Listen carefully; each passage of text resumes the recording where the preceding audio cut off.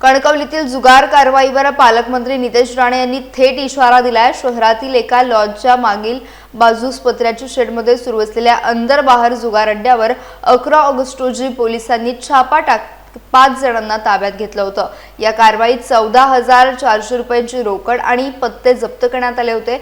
मात्र कारवाईची video clip social मीडियावर व्हायरल झाल्यानंतर प्रश्न उपस्थित झाले।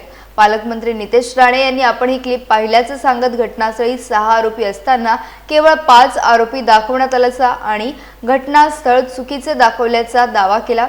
जुगार खेळणाऱ्यांवर कारवाई होईलच, पण त्यांना मदत करणाऱ्या अधिकारी कर्मचाऱ्यांवर देखील कारवाई केली जाईल असा इशारा त्यांनी दिला। या प्रकरणात कोणती तडजोड किंवा वशिलेबाजी चालणार नसल्याचं नितेश राणे यांनी स्पष्ट केलं। त्यामुळे आता या प्रकरणातील पुढील कारवाईकडे लक्ष लागलंय। जागा बदलली व्हिडिओची। मी ती आत्महत्या 5-6 आरोपी होती, त्याला 5च दाखवले, एकाला सोडण्यात आलेला आहे। आणि एक व्हिडिओ हॉटेलच्या आतमध्ये आहे आणि कारवाई करण्याचे व्हिडिओ हॉटेलच्या बाहेर आहे। बरोबर आहे ना? माझा तो आवडता विषय आहे। मी असताना कोण सुटणार नाही, कुठेही पळून देतो। त्याच दिवशी मी आमच्या SP साहेबांना त्या बाबतीची माहिती दिली। लवकरच जुगार करणारे त्यांच्यावर कारवाई होणारच, तो एक पण सुटणार नाही। आणि जे अधिकारी त्याला मदत करत होते त्यांना पण त्यांच्यावर पण कारवाई होणार।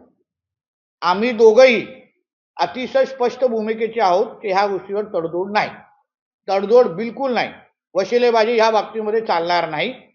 म्हणून जे हे मस्ती करतायत ना, सगळ्यांवर होणार बघा कारवाई, कोण सुटत नाही।